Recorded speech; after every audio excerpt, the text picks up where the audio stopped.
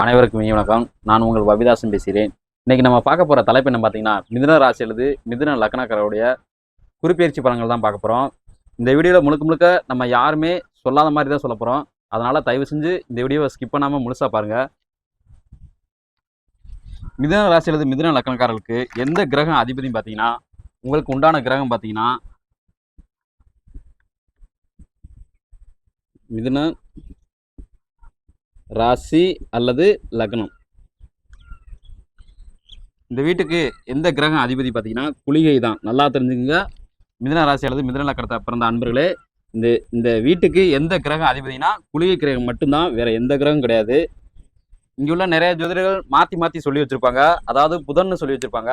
அப்படின்னா எதுவுமே கிடையாது. இந்த வீட்டுக்கு ஒரு கிரகம் மட்டும்தான். எல்லா வீட்டுக்குமே ஒவ்வொரு கிரகம் மட்டும்தான் அதிபதி. இது காலச்சக்கரம். இந்த காலச்சக்கரத்தில் மொத்தம் 12 வீடு இருக்கும். ஆனால் மொத்த கிரகங்கள் எண்ணிக்கையும் பார்த்தீங்கன்னா 10 தான்.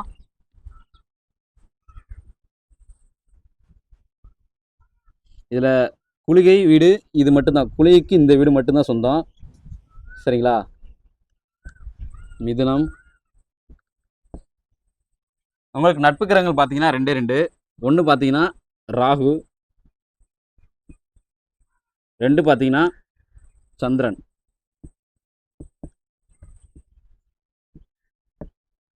இவங்க 2 பேர் மட்டும்தான் நட்பு கிரகங்கள்.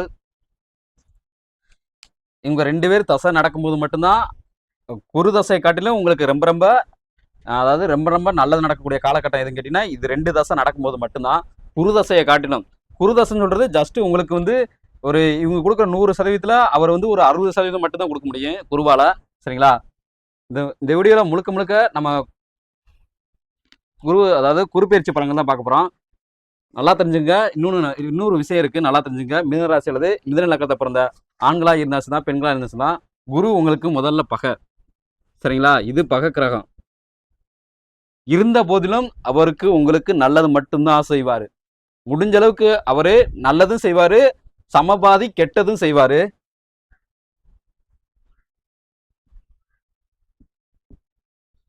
குரு சரிங்களா? உங்களுக்கு பகை கிரகம். இருந்த போதிலும் அவர் நல்லது மட்டும்தான் செய்வார். இவங்கன்னா 100% நல்லது செய்ய உங்களுக்கு கடமைப்பட்டவங்க. இவங்களாம் இங்கே இருக்கிற ராகும் சரி, இங்கே இருக்கிற சந்திரன் சரி, 100% நல்லது செய்ய கடமைப்பட்டவங்க. ஆனால் இங்கே இருக்கிற குரு உங்களுக்கு அப்படி கடமைப்பட்டவர் கிடையவே கிடையாது.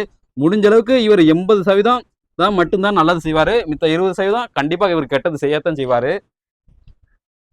மிதுன ராசி அல்லது மிதுன லக்னத்தை பிறந்த ஆண்களாக இருந்தாலும் சரிதான், பெண்களாக இருந்தாலும் சரிதான், நான் சொல்லக்கூடிய குறிப்பெயர்ச்சி பலன்கள் அனைத்துமே உங்களுக்கு குருதசை நடந்தால் மட்டும்தான் ஒத்து போகும். சரியா?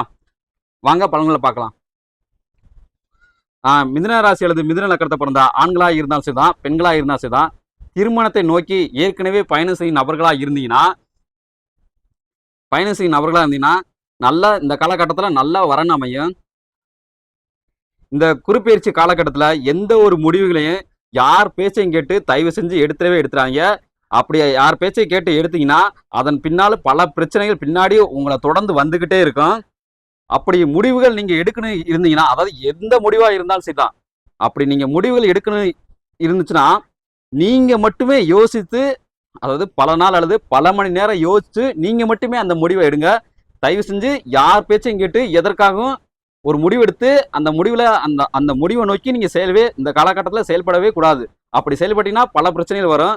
ஸோ அதனால மிதுன ராசி அல்லது மிதுன லக்னக்காரங்க கொஞ்சம் ஜாக்கிரதையாகவே இருங்க. முடிவெடுக்கும் விஷயத்துல மிதுன ராசி அல்லது மிதுன லக்னத்தை பிறந்த ஆண்களாக இருந்தால் சரிதான், பெண்களாக இருந்தால் சரிதான், உங்களுக்கு இங்கே இருக்க குரு பகை. சரியா? நல்லா தெரிஞ்சுங்க. இருந்த போதிலும் அவர் நல்லது செய்யத்தான் செய்வார். 80% குரு பகையாக வருவதனால குடும்பத்தில் அப்பப்போ கொஞ்சம் அதாவது மிகச்சிறிய அளவில் கொஞ்சம் பிரச்சனை ஏற்படத்தான் செய்யும். அதை சமாளித்து கொஞ்சம் முன்னேறி வாங்க. மிதுன ராசி அல்லது மிதுன லக்னத்தை பிறந்த ஆண்களாக இருந்தாலும் சரிதான், பெண்களாக இருந்தாலும் சரிதான், இந்த காலகட்டத்தில் பணமாக இருந்தாலும் சரிதான், வேறு எந்த பொருட்களாக இருந்தாலும் சரிதான், யாரிடமும் நம்பி கொடுக்காதீங்க. அப்படி கொடுத்துட்டீங்கன்னா அந்த பொருளை தயவு செஞ்சு அது உங்களுடைய பொருளே இல்லைன்னு நினைச்சு மறந்துருங்க. சரிங்களா? அதாவது உங்களோட பொருள் தான். யார் கேட்டாலும் சரி, பணமா இருந்தாலும் சரிதான், பிற வேற எந்த பொருளா இருந்தாலும் சரிதான், யார் கேட்டாலும் கொடுத்துறாதீங்க. அப்படி கொடுத்துட்டீங்கன்னா அந்த பொருள் உங்களோடது இல்லைன்னு நினைச்சு மனசுக்குள்ள நினைச்சுக்கிட்டு கொடுங்க. சரிங்களா?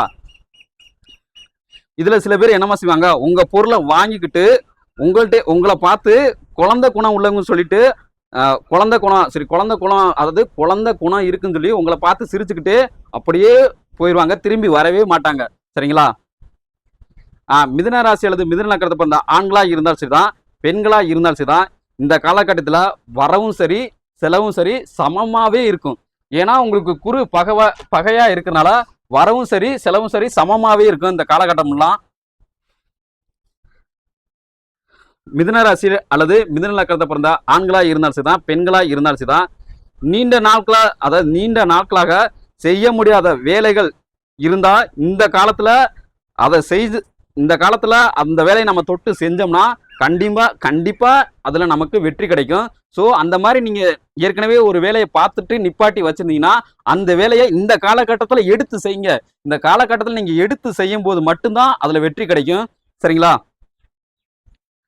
மிதுன ராசி அல்லது மிதுன லக்னத்தை பிறந்த ஆண்களா இருந்தாலும் சரிதான், பெண்களா இருந்தாலும் இந்த குறுப்பெயர்ச்சி காலகட்டத்துல அரசாங்க வேலைகள் உங்களை தேடி ஓடி வரும். சரிங்களா? நல்லா கவனிச்சுங்க, உங்களை தேடி ஓடி வரும். அதற்கான முயற்சிகளை நீங்க கையாளு விதத்துல தான் இருக்கு.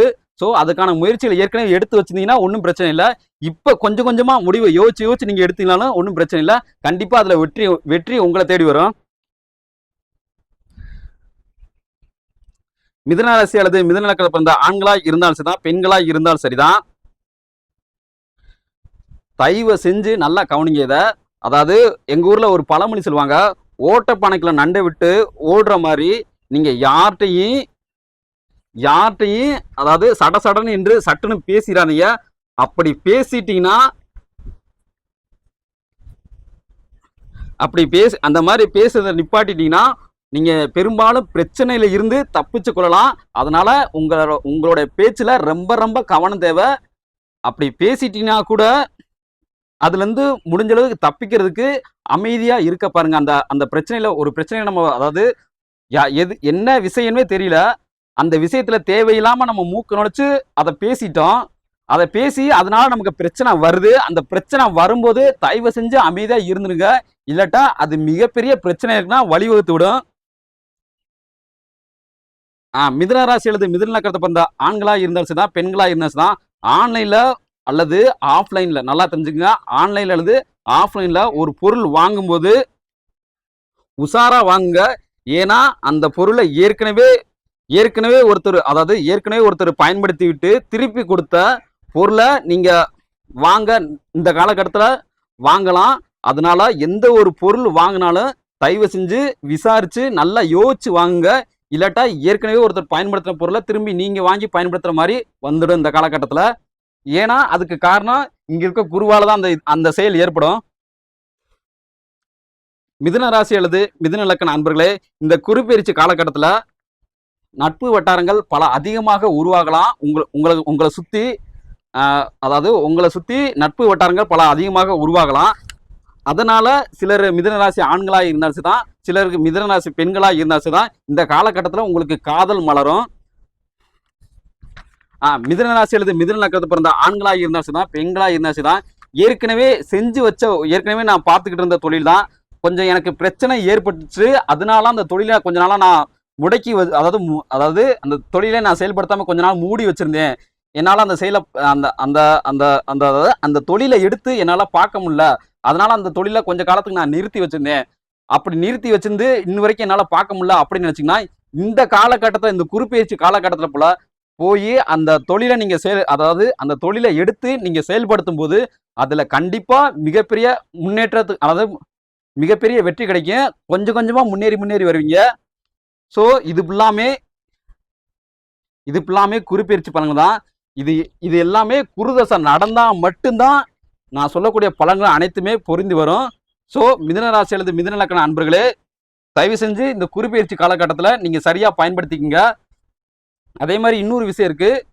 மிதுன ராசி அல்லது மிதுன லக்னத்தை பிறந்த அன்பர்களே, யார்கிட்டையுமே, அதாவது பணம், நீங்க அதாவது உங்கள்கிட்ட ஒரு பணம் இருக்கு, இந்த காலகட்டத்தில் பணம் அதிகமாகத்தான் வரும். அதனால யார் கேட்குறான்னு சொல்லிட்டு பணத்தை தயவு செஞ்சு யார்கிட்டையும் கொடுத்துறாதீங்க.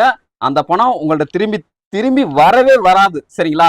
இதை மனசுக்குள்ள ஞாபகம் வச்சுக்கோங்க மிதுன ராசி அல்லது மிதுன லக்ன நண்பர்களே. ஸோ இது போல பல அருமையான தகவலை நீங்க தெரிஞ்சுக்கணும்னு ஆசைப்பட்டீங்கன்னா நம்மளுடைய புதன்குரு ஆஸ்ட்ராலஜி சேனலை நீங்க சப்ஸ்கிரைப் பண்ணி வச்சுக்கோங்க. அங்க இருக்க பெல் ஐக்கானை பிரஸ் பண்ணி வச்சுங்க. பாய். மீண்டும் ஒரு புதிய தலைப்பில் சந்திப்போம்.